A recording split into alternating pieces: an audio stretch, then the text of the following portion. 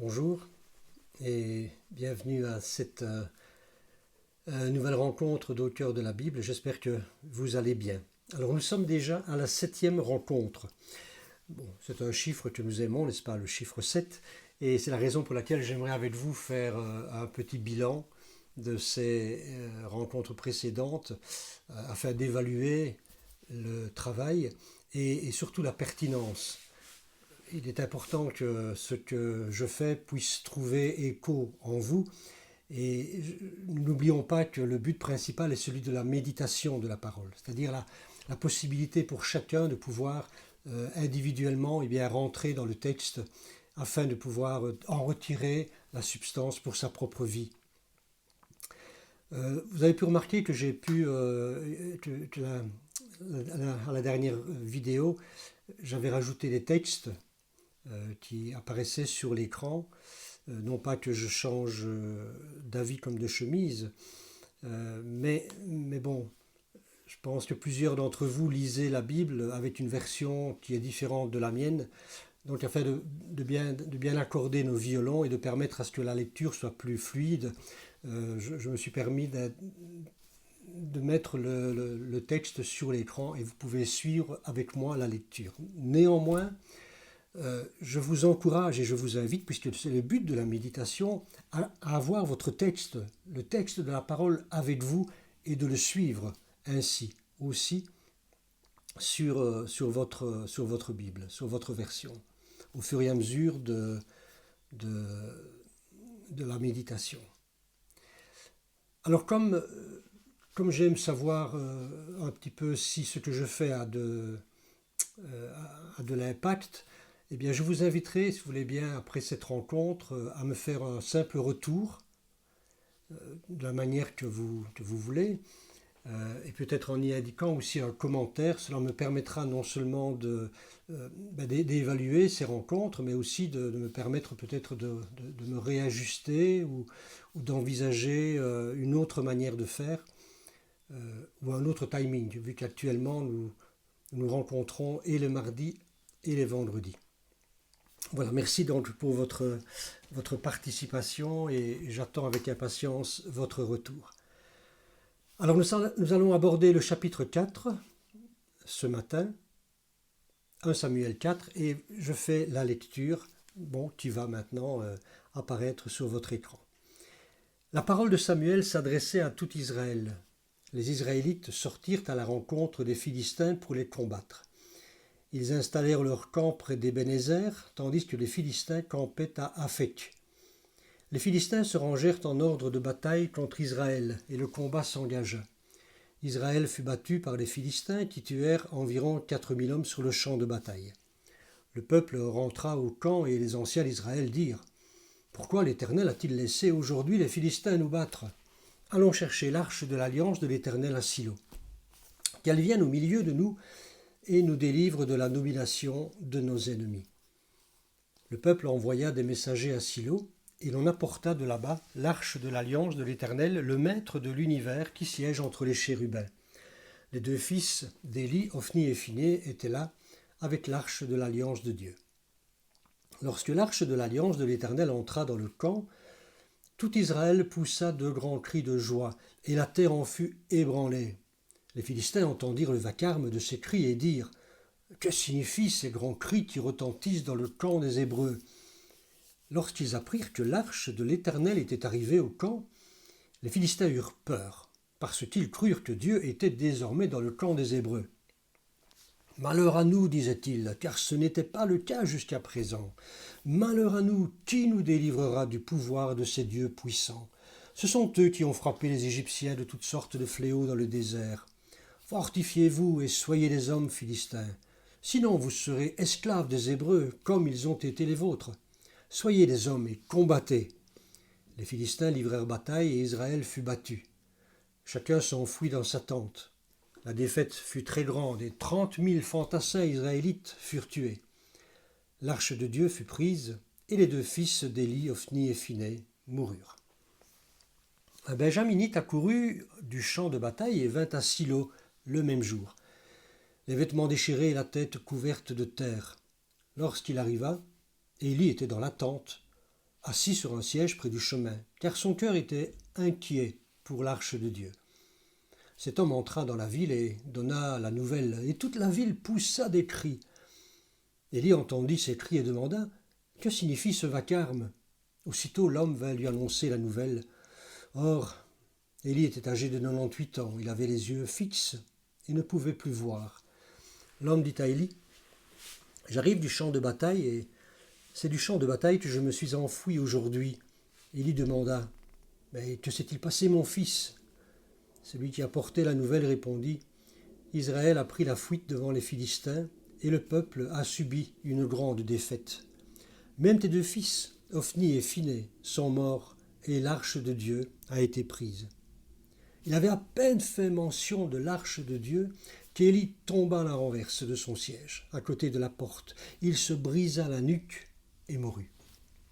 C'était en effet un homme âgé et lourd. Il avait été juge en Israël pendant 40 ans. Sa belle-fille, la femme de Phiné, était enceinte et sur le point d'accoucher. Lorsqu'elle entendit la nouvelle de la prise de l'arche de Dieu ainsi que de la mort de son beau-père et de son mari, elle se courba et accoucha, car les douleurs la surprirent. Comme elle allait mourir, les femmes qui étaient avec elle lui dirent « N'aie pas peur, car tu as mis au monde un fils. » Mais elle ne répondit pas et n'y fit pas attention. Elle appela l'enfant Ichabod, en disant « La gloire est bannie d'Israël. » C'était à cause de la prise de l'arche de Dieu et à cause de son beau-père et de son mari. Elle dit « La gloire est bannie d'Israël, car l'arche de Dieu est prise. » Voilà, le ver était déjà dans la pomme et je dirais la présence de l'Éternel avait en quelque sorte quitté Israël, son peuple, à cause de son péché qui ne cessait de s'accentuer. Et l'on pourrait dire que nous sommes dans un désert spirituel. Cependant, il y a une éclaircie au travers de Samuel. Et c'est d'ailleurs ce que nous voyons au tout début de ce texte. La parole de Samuel s'adressait à tout Israël. Donc Élie a près de 98 ans. C'est vrai, ses fils sont toujours sacrificateurs. Mais dans ce désert spirituel, Samuel, lui, poursuit le développement de son ministère. Il a pris de l'embonpoint, il a pris de l'assurance, il a pris de l'âge aussi. Et il voyage très probablement dans le pays, propageant, je dirais, la bonne nouvelle et créant des écoles de prophètes. Ce qui fait que, alors que tout semble noir, que tout semble obscur, il y a une lumière d'espoir au travers de l'œuvre que Samuel est en train de faire, de manière subreptice, c'est vrai, de manière légère, mais n'empêche que la parole est annoncée. Et je dirais de manière lente, mais sûre, un réveil spirituel est en train de voir le jour, petit à petit.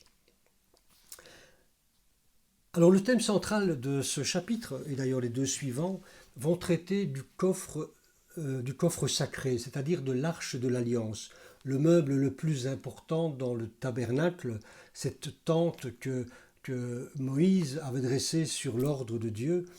Et dans ce lieu très saint, il y avait le parvis, le lieu saint et le lieu très saint. Dans ce lieu très saint, il y avait l'arche de l'alliance qui était faite d'or, qui était aussi composée du propitiatoire, du couvercle, avec les deux anges qui se touchaient. Et Dieu avait dit que c'était là-bas, je dirais sur ce propitiatoire entre les deux anges, c'est là que se manifesterait sa présence. Et c'est là, en quelque sorte, qu'il parlerait avec son peuple. Donc c'est de cette arche dont il est question principalement dans ce chapitre et dans les suivants.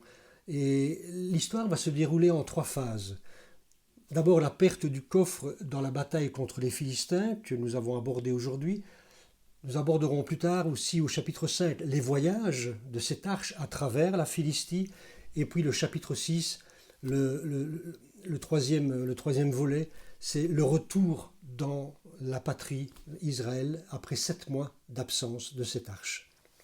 Alors il est à remarquer que durant toute cette histoire, on n'entend plus parler de Samuel. il reviendra au chapitre 7. Cependant, et je viens de le dire, son influence reste visible et tangible. Et nous voyons cela au travers du sursaut de courage du peuple pour combattre les Philistins. Les Israélites sortirent à la rencontre des Philistins pour les combattre, lisons-nous. Et ce combat a eu lieu dans un endroit qui s'appelle Ebenezer. Ils installèrent leur camp près d'Ebenezer. Et Ebenezer est une expression qui signifie la pierre du secours. Jusque-là, nous étions la proie de l'ennemi, mais l'Éternel nous a secourus. Voilà un petit peu la traduction de cette pierre, de cet Ebenezer, la pierre du secours. Et ce nom ici est donné de manière anticipative, parce que c'est seulement au chapitre 7, après la victoire d'Israël sur les Philistins, que Samuel construira un autel et il appellera cet endroit, cet autel, Ebenezer. Alors c'est un endroit qui était situé à quelques dizaines de kilomètres de Jérusalem. Alors la bataille qui va s'engager est une bataille contre les Philistins. Les Philistins, ce sont les peuples de la mer. Voilà. C'est comme ça qu'on peut les définir, peuples de la mer. Ils étaient originaires de l'île de Crète. Alors ils avaient essayé aussi de se fixer en Égypte, mais ils furent chassés vers le XIIe siècle, Ramsès III d'ailleurs. Puis après cela, ils se sont établis sur le long de la côte méditerranéenne. D'ailleurs, c'est sur cette photo la partie en rouge, le long de la Méditerranée. C'est là donc que ces Philistins se sont installés avec quelques villes majeures dont on parlera au chapitre suivant. Et ils se sont installés pendant la période de conquête d'Israël sous Josué. Alors ces Philistins conquérants désiraient s'étendre vers l'intérieur du pays et conquérir les terres. Ce qui fait que la bataille fut inévitable entre eux et Israël, qui retrouvait courage probablement sous l'influence de Samuel. Cependant, ils ont connu une lourde défaite, probablement inattendue. Jusqu'à présent, lorsque Israël combattait, la plupart du temps, ils étaient vainqueurs, parce que ce n'était pas leur combat, c'était le combat de Dieu. Mais ici, malheureusement, ils sont vaincus et c'est 4000 hommes qu'ils vont perdre. Alors, on pourrait dire que le combat, stratégiquement parlant, humainement parlant, est très déséquilibré et il est à l'avantage des Philistins.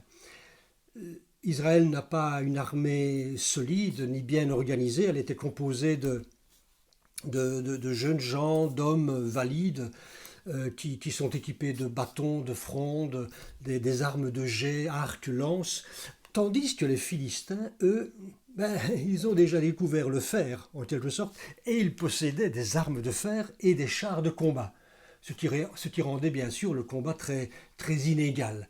Et comme de juste, Israël a subi une lourde défaite.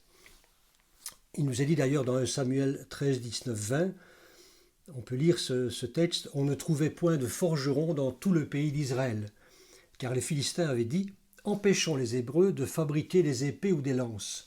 Et chaque homme en Israël descendait chez les Philistins pour aiguiser son soc, son hoyau, sa hache et sa bêche. » Voilà, donc c'était là-bas en Philistie que se trouvait, je dirais, que se trouvait le fer, que se trouvaient les outils adéquats pour combattre. Donc la victoire était inévitable, mais bien sûr, dans les périodes précédentes, comme je l'ai dit tout à l'heure, Israël était vainqueur, parce que ce n'était pas eux qui combattaient, mais c'était l'Éternel qui combattait pour eux, n'est-ce pas? Alors suite à cette défaite, les anciens vont analyser la situation et ils en viennent à la conclusion que très probablement et très certainement la défaite est liée à l'absence du coffre de l'Alliance. Autrement dit, ils sont privés de la présence de Dieu, comme si cette présence se limitait simplement à un meuble, à un coffre. Ils ne se sont pas posé la question de savoir, mais n'y avait-il pas une autre cause à la défaite? Et c'est ainsi qu'ils se sont rendus à Silo, Souvenez-vous, là où se trouvait le tabernacle ou le sanctuaire, alors ils ont pris l'arche avec eux et ils ont aussi pris les gardiens de l'arche, Ophni et Phiné, les fils d'Élie. Alors, c'est un manque flagrant de sensibilité spirituelle que de croire que la seule présence du coffre peut changer l'issue du combat.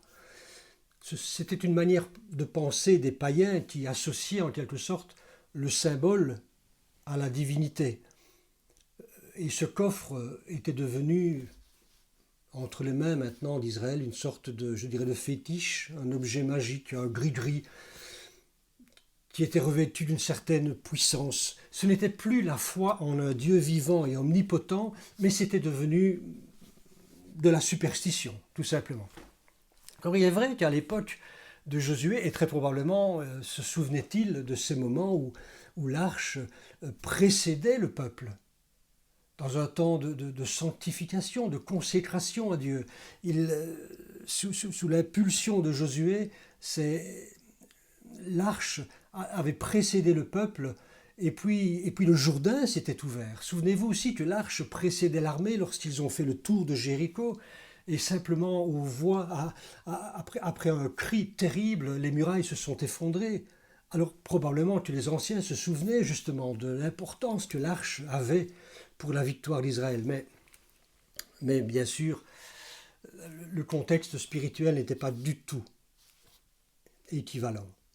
Alors lorsque l'arche de l'Alliance, au verset 5, entra dans le camp, alors c'est la liesse générale, tout Israël poussa de grands cris de joie et la terre en fut ébranlée.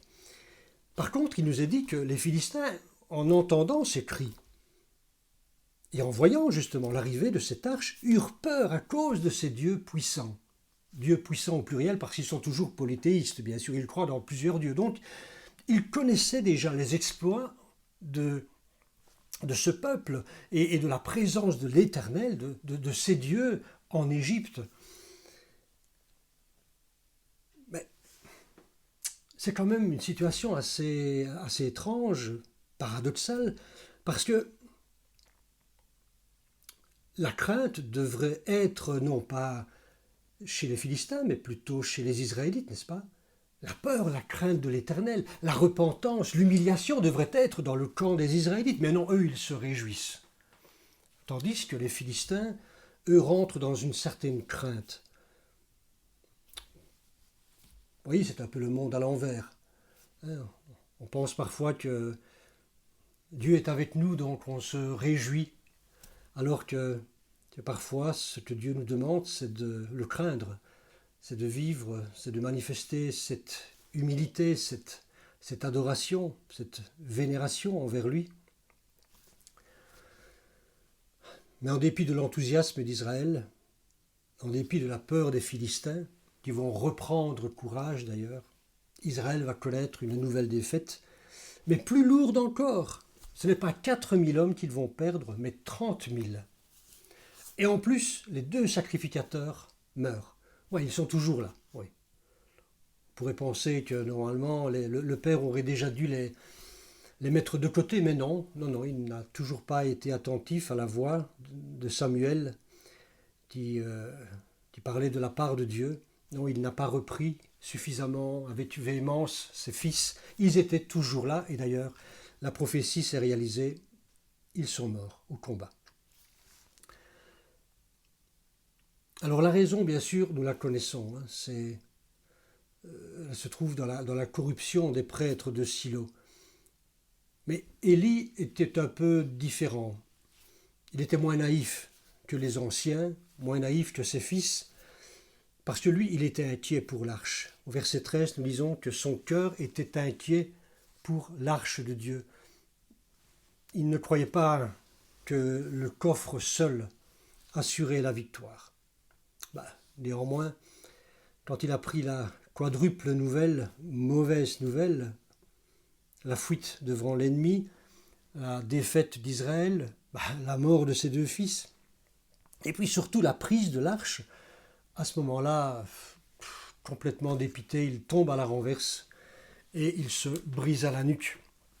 Bon, c'est vrai qu'il était âgé, 98 ans, mais il est dit aussi qu'il était lourd, qu'il était gras, probablement à cause de toutes les viandes qu'il devait manger, les viandes grasses qui en principe devaient revenir à l'Éternel.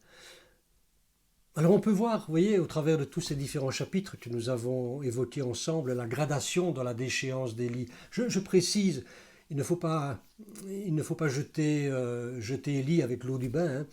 Hein. C'était quand même un homme qui avait une certaine sensibilité spirituelle. Mais il y avait des manquements graves, et ce sont ces manquements d'ailleurs que la parole de Dieu met en évidence. Au chapitre 1er, souvenez-vous de ce manque de discernement spirituel avec Anne, qui était en train de prier. Au chapitre 2, c'est son manque de courage moral en ne punissant pas ses fils. Puis au chapitre 3, nous voyons cette paresse à comprendre, à entendre la voix de Dieu, au détriment d'ailleurs d'un jeune adolescent, Samuel. Et puis ici, on a le salaire d'un ministère, je dirais, sans consistance, au travers de cette expression, un homme assis et gras. Mais, je répète, de lui, jetons pas la pierre. Le drame ne s'arrête pas là, parce que la femme de Phiné, prête à accoucher, elle aussi finit par se laisser mourir en mettant au monde un enfant. Et cet enfant, elle va l'appeler Ichabod, ce qui signifie « la gloire est partie ». Et bien sûr, entre parenthèses, la gloire de l'Éternel est partie. Oui, elle pensait que la gloire de Dieu était partie parce que l'arche avait été capturée. Mais non, au contraire, elle avait été capturée parce que la gloire était déjà partie. C'était déjà bien avant que la gloire de l'Éternel avait quitté Israël. Ce n'est pas le fait que l'arche quitte, que la gloire quitte. Quelle erreur, n'est-ce pas? Et donc, comme je le disais, inspiré des croyances païennes de penser qu'un meuble puisse contenir le Dieu omniprésent et ainsi s'exiler avec lui. Nous assistons péniblement à la déchéance de tout un peuple et à la fin d'ailleurs de Silo comme centre cultuel du pays. Il sera déplacé dans un autre endroit. Le tabernacle, nous ne savons pas ce qu'il deviendra. Voilà une triste histoire, double défaite d'Israël. Mais quelle conclusion est-ce que nous pouvons tirer de ces événements pour ce qui nous concerne, nous? Vous savez, il ne suffit pas de proclamer, comme nous pouvons le faire régulièrement d'ailleurs dans nos rassemblements, que si Dieu est avec nous, qui sera contre nous? Aucun ennemi ne peut nous vaincre. Celui qui est avec nous est plus grand que celui qui est contre nous. Est-ce que c'est toujours la réalité? Peut-être dans ce que nous disons. Mais est-ce que c'est ce que nous vivons? Parce que la juste relation entre la présence de Dieu et son action à notre égard est fonction de la juste et bonne relation que nous avons avec lui. Et c'est une question de connaissance de l'Éternel. Le Seigneur est avec nous si nous connaissons l'Éternel. Et c'est d'ailleurs un des thèmes majeurs que nous avons mis en évidence au travers des chapitres précédents, en parlant tant des fils de Phiné qui ne connaissaient pas l'Éternel, en parlant de Samuel qui lui a appris à connaître l'Éternel. C'est là que se trouve le cœur du message. Et d'ailleurs, c'est une conclusion importante à tirer. Il ne suffit pas simplement de proclamer que Dieu est avec nous pour que nous soyons plus que vainqueurs. L'important, c'est ce qui se passe à l'intérieur de nous et la connaissance que nous avons de l'Éternel.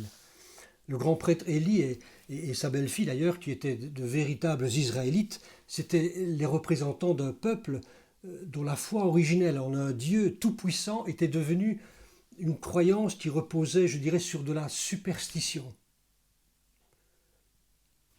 Et c'est une bonne leçon pour nous, parce que quand on s'attache plus à la forme de la foi qu'au fond, à ce qu'elle pourrait représenter, je dirais, matériellement, que que véritablement le message profond.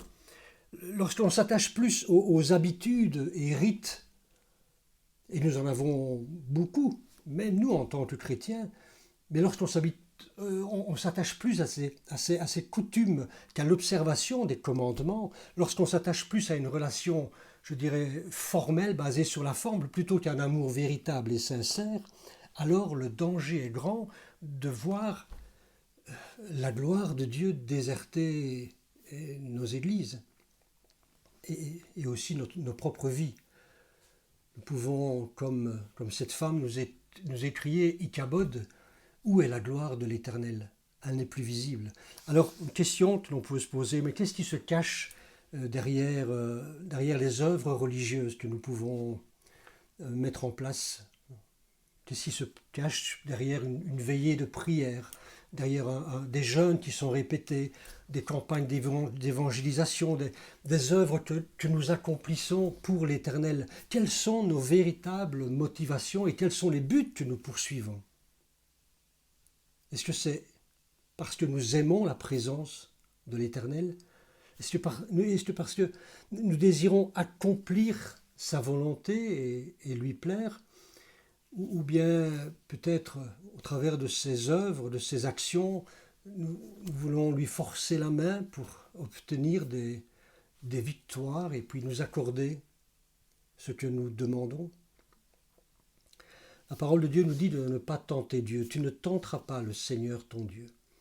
Et tenter Dieu signifie pousser Dieu d'une manière ou d'une autre à ce qu'il accomplisse ce qu'il n'a pas envie encore d'accomplir, parce que ce n'est pas encore son temps peut-être, ou parce que ce n'est pas sa volonté. Mais nous pourrions le tenter en insistant, et en insistant encore. Dieu ne sera jamais notre serviteur, mais toujours il sera notre maître. Jamais Dieu ne sera l'objet, mais toujours il sera le sujet. Et je termine simplement par cette image, c'est qu'il y a dans le cœur de l'homme deux meubles. Il y a un trône et il y a une croix. Alors c'est vrai que Jésus était sur la croix et que nous étions sur notre trône, mais ça ne doit pas être la réalité du chrétien. C'est notre tendance naturelle qui serait de laisser Christ sur la croix et nous sur le trône. Mais non, nous devons mettre et laisser Christ sur le trône. Et puis nous prenons notre croix et nous marchons à sa suite. Nous allons prier un instant, si vous voulez bien, et permettre à ce que le Seigneur sur son trône puisse continuer à briller et que cette relation ne soit pas uniquement basée sur des habitudes, des rites, mais qu'il y ait une profondeur, un désir sincère de lui plaire, de marcher avec lui, de suivre ses ordonnances et de l'aimer de tout notre cœur. Seigneur, nous te bénissons et te sommes tellement reconnaissants pour la grâce que tu nous as faite de nous donner Jésus-Christ. Seigneur, ce n'est pas une religion vaine ni superstitieuse à laquelle nous avons adhéré. Non, non. C'est une rencontre personnelle avec un Dieu d'amour qui n'a pas seulement pour objectif de nous donner des victoires, mais simplement de manifester sa présence en nous et pour nous. Et nous proclamons, Seigneur, que tu es ce Dieu, que nous aimons de tout notre cœur. Merci, Père, de nous avoir donné Jésus-Christ. Et nous désirons qu'il puisse régner dans chacune de nos vies et qu'il règne dans l'Église, dont il est le chef et le maître. Amen. Voilà, je vous souhaite de poursuivre votre méditation, la relecture de ce texte. Et puis n'oubliez pas, j'attends vos retours. Voilà, soyez bénis et à très bientôt.